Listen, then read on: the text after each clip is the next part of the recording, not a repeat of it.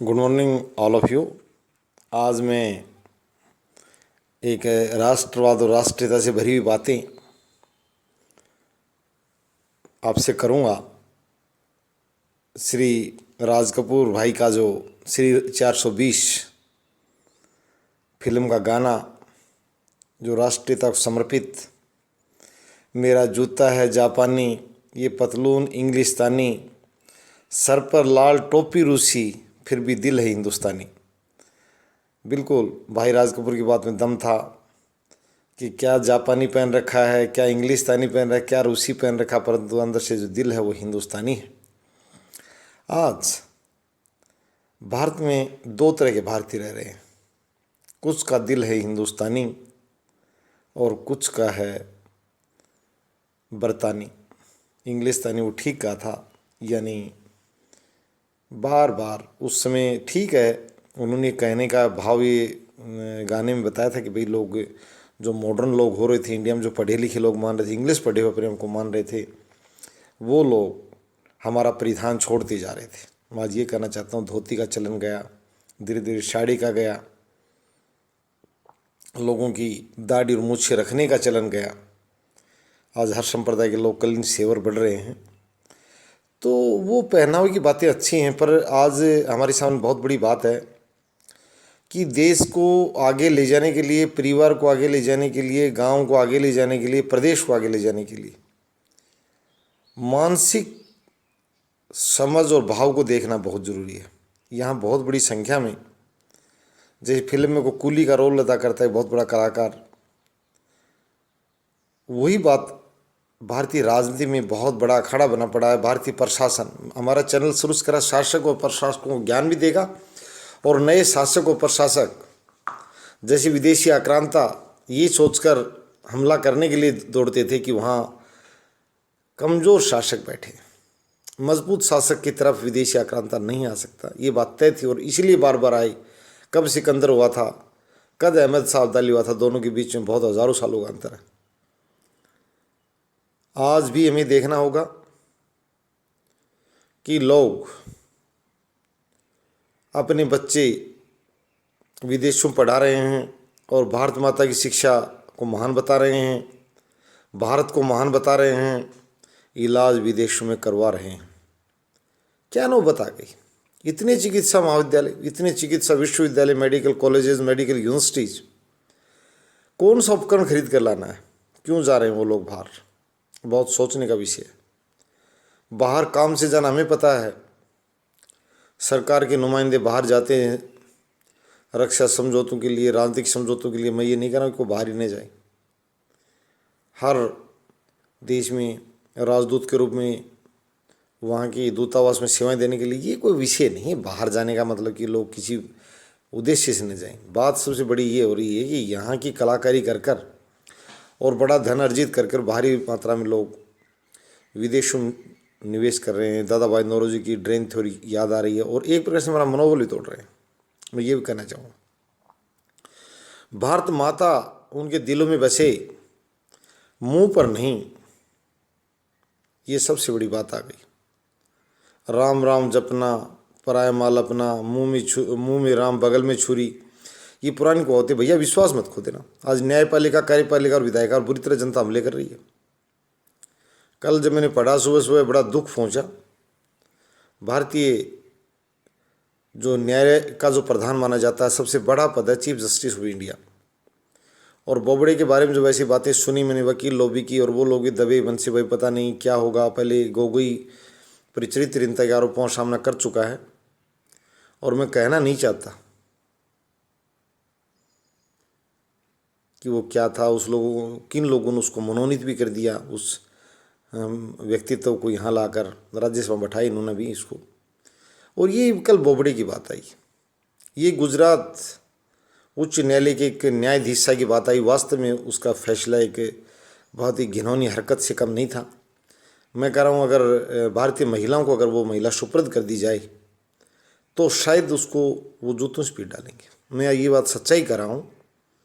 पता नहीं कानून पहले अंग्रेज़ों ने बनाकर और भारतीय व्यवस्था दबाई जाती थी। मैं ये कह रहा हूँ कि जिस महिला न्यायाधीश ने फैसला दिया है, पोस्को के मामले में बच्चों के साथ संगीन अपराध के मामले में उसने घिनौनी हरकत जो की है, किसी को बचाने का जो प्रयास किया है, वो मैं कह रहा हूँ जज न्यूज़ से तो स्वीपर बनाना चाहिए सड़कों पर झाड़ू देकर, और आजीवन बनाना चाहिए।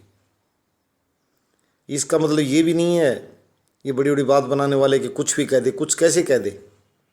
एक गरिमा है हर पद पर बैठे व्यक्ति की, एक सीमा है। आज हमें इन लोगों को फ्री हैंड नहीं छोड़ना पड़ेगा। फ्री हैंड छोड़ दिए तो हमें तबाह कर देंगे। ये मौज मस्ती और पैसे की दौलत में डूबे हुए हैं। क्या भूल गए हरियाणा उच्च न्यायालय की न्यायाधीशा को कितनी बड़ी राशि को पहुंचाते हुए और उस पर मुकदमा दर्ज किया गया था? क्या हुआ? क्या सुनीता कांड, जिसको सबसे अव्वल उच्च न्यायिक सेवा में रखा गया, और रजिस्ट्रार जो खुद एक न्यायाधीश के पद पर नियुक्त व्यक्ति था, टाइटल्ड शर्मा था, पूरा नाम याद नहीं उस भाई का, शौरी में किसी समुदाय से संबंध नहीं जोड़ना चाहता, बाकी जो भी उसका नाम था, registrar Punjab and Haryana court, उससे 1000 बार उस कैंडिडेट से उसको बात करना पाया गया। कहाँ सोए हुए हैं आप?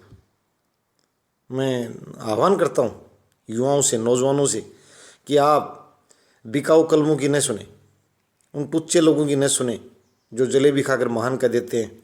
इन्होंने तो महान अकबर को भी कहा है, जिसने बैरम खां की पत्नी से अपनी गुरु माता से विवाह कर लिया था। ये तो उसको मान करें। ये तो जलेबी खाते हैं, 5 किलो टॉप का लिख देते हैं। गाय कैसे हैं ये अपने जो नचुआ हैं यहाँ लेखक, इनकी महानता छोड़िए आप ही देखिए। मैं बिल्कुल कहना चाहता हूँ, आज भी अगर सुभाष चंद्र बोस जी, भगत सिंह जी, चंद्रशेखर जी की और राम प्रसाद बिस्मिल जी की अगर कोई आलोचना का प्रयास भी करे कोई दुष्ट, जनता उसको अंडों से उसके सिर को फोड़ेगी। प्रयास करके देख लीजिएगा। मैं भारतीय शासकों और प्रशासकों से आह्वान करता हूँ, चरित्रवान, बलवान, विद्वान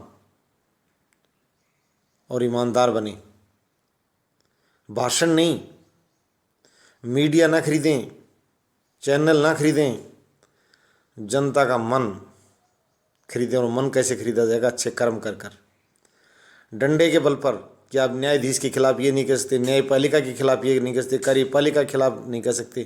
क्या झगड़ा था जगन और रमन का? कहाँ गया वो झगड़ा? आज लोगों चर्चा सामने आना चाहिए था। हम अनपढ़ नहीं हैं, हम कोरे मूर्ख नहीं हैं, और न जगन से कम जानते हैं न रमन से कम जानते हैं। जगन ने कार्रवाई की रमन की बेटी की जमीन संबंधी मामले को लेकर, क्योंकि उसके पास कार्यपालिका की शक्ति थी।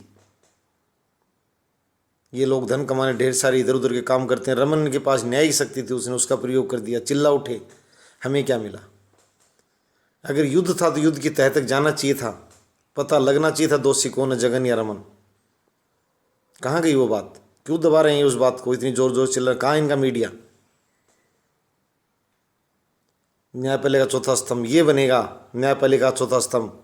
और मैं आह्वान करता हूँ भारतीय लोगों से और विदेशी पर्यवेक्षकों से भी, जो देख रहे हैं और सुन रहे हैं हमें, हमारे जो बुद्धिजीवी लोग हैं, वो किसी देश में बैठे लोग हों, हमें सुन जरूर रहे हैं। हम भी जो अच्छे अब्राहम लिंकन जी जो हैं, लोकतंत्र की उनकी परिभाषा वो बार बार दोहराते हैं। अगर कोई संत व्यक्ति, कोई अच्छा सामाजिक व्यक्ति अगर विश्व में भी कोई बैठा, अच्छी सोच का व्यक्ति, बनावटी नहीं, किसी की कलम से लिखा हुआ नहीं, किसी का कहा हुआ नहीं, मैं कह रहा हूँ जनता, जन आवाज़, मास वॉइस सबसे बड़ी होती है। आज भी हमारे ऐसे नेताओं की भीड़ है, रही है पहले।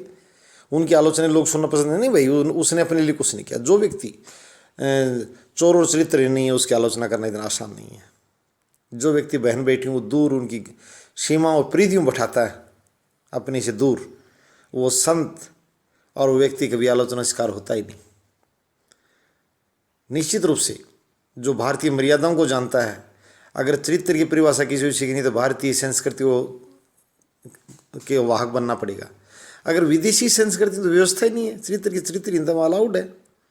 हमारे यहाँ गैर के साथ किसी गाड़ी में बैठकर जाना किसी भी बहन बेटी का वर्जित है, और वो लोग खुलापन रहना जाना सब अलाउड है। तो हमें विदेशी संस्कृति तो फिर चर्चा क्यों कर रहे हैं यहाँ? इसलिए मैं कह रहा हूँ अमेरिकन मेड इंडियन जो हैं, मैं पहले बोला हूँ अमेरिकन मेड इंडियन। हमारे संसद में बैठते हैं बहुत से, ये ऐसी हरकतें करते हैं, सांसद हैं, इनको माननी है तो फिर मैं तो क्या कहूँ। भारतीय संसद में बैठने वाले जनता ने निर्वाचित कर दिया और संविधान इजाज़त दे रहा है।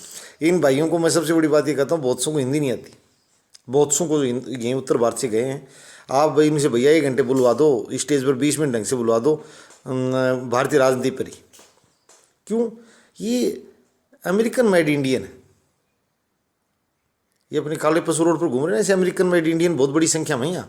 उनको भारतीय समाज, जो व्यक्ति भारतीय संस्कृति को नहीं जानता वो व्यक्ति चरित्रवानता को उसे पता नहीं है, क्योंकि वहाँ सारी व्यवस्था अलग प्रकार की। मैं कुछ चैनल में सभी तरह के छोटे बड़े बच्चे देखते हैं, जैसे मैं अपने शब्दों को बहुत ही संतुलित रखने का प्रयास करूँगा। मैं कह रहा हूँ कि वहाँ की व्यवस्था बिल्कुल खुलापन है, हर तरह से, पहनने में, खाने में, रहने में, सब तरह की बातों में सभी बात आ गई A to Z। पर हमारे यहाँ खुलापन नहीं है, हमारे बंदिशें हैं। हमारा समाज ये बताता है कि ये अलाउड है, ये नॉट अलाउड है, ढेर सारी बातें। समाज की परिभाषा को जो समझ लिया वही व्यक्ति यहाँ इज्जतदार और रसूखदार और चरित्रवान है। जो ये कहे नहीं, अरे अंग्रेज अमेरिका की कल्चर भारत में नहीं लग सकती। वो मैं श्री 420 और राज कपूर भाई की फिल्म से इसलिए चला था कि वो जूता और पतलून और टोपी वाली बात तो चल गई थी हमारे यहाँ, पर भाई भाव और ये धन विदेशों में ले ली जाएगी यहाँ से, जो है नियोजित होकर कि वो शिक्षा के बहाने को, स्वास्थ्य के बहाने सब वहाँ धन लगा पड़ा, ये लेके जा रहे हैं। अभी हमारे यहाँ कह रहे हैं जो विदेशी निवेश आ रहा, मॉरिशस से आ रहा, एक छोटा टापू भैया, बहुत छोटा टापू, एक जिले जितना का। तो ये क्या कर रहे हैं, मैं इनसे निवेदन करता हूँ कि पहले बी इंडियन बाई इंडियन, पहले अपने दिल और दिमाग से। मेरा इन भाइयों से विशेष निवेदन है, भाषणों से नहीं। भाषण को बहुत सिखा देते हैं, ट्रेनिंग आती है बाहर नचुए पड़े किस टाइप से, ये कि भाई इस टाइप से बोलना तेरे को। जैसे फिल्म में बताया था ना, कुली का रोल अदा करता है एक खरबपति आदमी, अरबपति नहीं खरबपति, कभी किसान का रोल अदा करता है, कभी कुली का रोल अदा करता है, ये चलता रहता है। ये तमाशाबाजी चलती रहेंगी। जनता तमाशा वो सिर्फ इतना समझे, स्टेज पर अगर कोई नाटक कर रहा हो तो ये माने कि ये हनुमान जी नहीं है, ये हनुमान जी का रामलीला में नाटक कर रहा है। ये वही है जो सुबह रेडी पर सब्जी बेच रहा था। वो जो है वो मादा, वही मादा है ये जो सुबह रेडी पर सब्जी बेच रहा था और रात को रामलीला में हनुमान जी का नाटक कर रहा था। तो हनुमान जी का नाटक करने वाले करें, अच्छी बात है, उस देवता का कुछ समय के लिए रूप धारण करके और दिखा रहे हैं।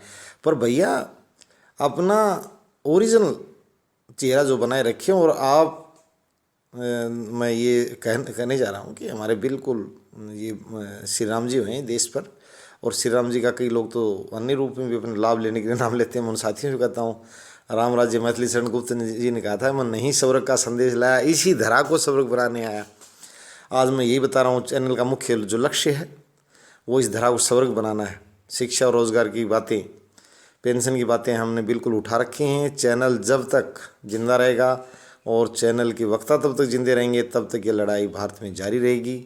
और हमें किसी से इस मामले में पहले बता दिया गया कि निःशुल्क सेवा है और ये जारी रहेगी।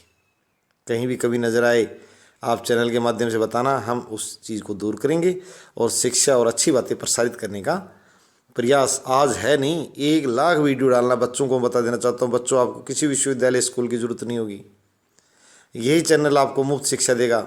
सिर्फ सुनो बेटा, और अच्छी बात है वो कमेंट बॉक्स में लिखकर हमें पूछो, आपको हर प्रश्न का उत्तर देंगे। धन्यवाद।